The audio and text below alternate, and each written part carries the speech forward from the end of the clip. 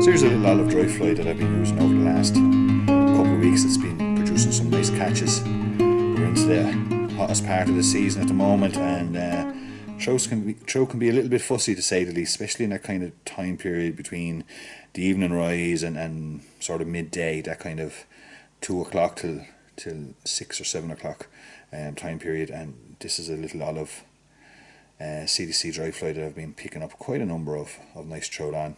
So to begin, I have a 301 size 18 Duhaku dry fly hook in the vise, and I'm going to start off by tying on some of my Kevlar silk and just tie the other up there. So for the tail, I got some medium cocktail Leon, and I'm only going to select about 3 or 4 strands off that feather, and I'm going to tie it in there on top for the tail. I can just adjust it before I finish it off and tidy it up. Just get your proportions right by just pulling it back and forth before we cut away the waste. Now the next thing I'm going to add into this fly is I'm going to add the wing in. So I've got 2 CDC Cully Canard feathers here, and I'm just going to pinch the tips of them together, make sure they're all the same length, and I'm going to tie them in the top facing out the front. So leaving the thread just a little bit short of the eye of the hook, and I'm just going to pinch them in there 2 or 3 turns over, and I'm just going to stroke them back slowly. So I just get them where I want to be as regards the length, which is going to be the length of the wing.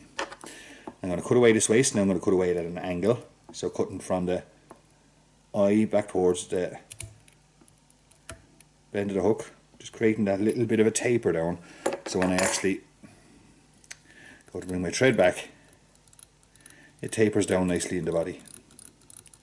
We don't have a big sharp step. Okay. Next thing I'm going to add in is my rib. So my rib is Tommy Fly number 45. It's a yellow UV reflective, very fine floss, and I'm going to leave that on the thread bobbin. A couple of reasons, and I'm going to explain them as I go. One, it just makes it very easy to do the rib, so I'm just going to tie it in there.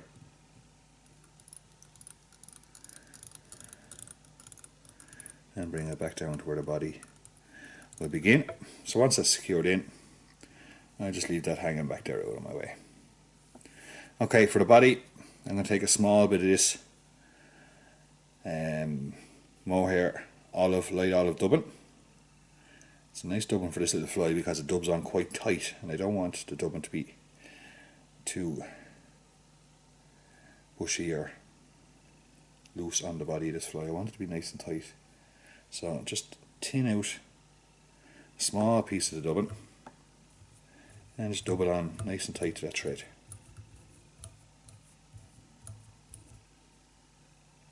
Slide it up and slowly and gently just begin to build your body. So we're looking for a nice fine even body. This mohair it's a lovely soft fine dubbin, and just there, just up to where the CDC is coming off the hook. Now for my rib, I'm going to take the yellow. So why did I keep it on the thread bobbin? One is so I can spin it to make sure it's nice and tight. I don't want a flat rib on it, I want a round rib on it. Secondly, which is a common issue a lot of people have using glow brights or UV yellow or chartreuse or even white UV threads and stuff like that, is we have oils on our hands, and there can be, even though you wash your hands, there can be a certain little bit of dirt on it, and if you're winding up a rib through your fingers, well then that dirt is going to transfer and it's going to affect the colour of the rib. Having it on a thread bobbin means it's just going to stay nice and clean. And if you're like me and your hands can be rough a lot of the times, the skin in your hands, you'll fray those really light flosses quite easily. And it'd be quite annoying when you finish quite a nice fly and then spot some fraying on your ribbon. So it keeps everything nice and clean and exactly the way you want it. So just putting a light little rib up through the body, and I'm just going to secure it in there, and then I'm going to take that away like so. Now to finish off this fly, I'm just going to put a couple of turns of thread on the eye side of that CDC, because I want that CDC to begin to stand up for me.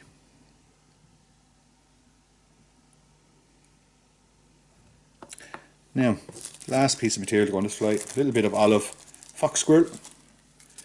Take out a small pinch of it. Now you do have the option of putting in a little hackle there now if you like, but I have been finding a little bit of a fox squirrel kind of hackle just around the head is sufficient enough at the moment for this particular fly. So I'm just going to hold that CDC back a little bit, and I'm just going to put a little bit of that fox squirrel in around the butt of that CDC.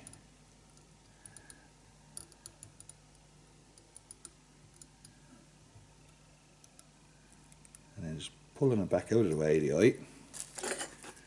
I take my whip finish and I give it a little turn. Secure it. Tidy up that.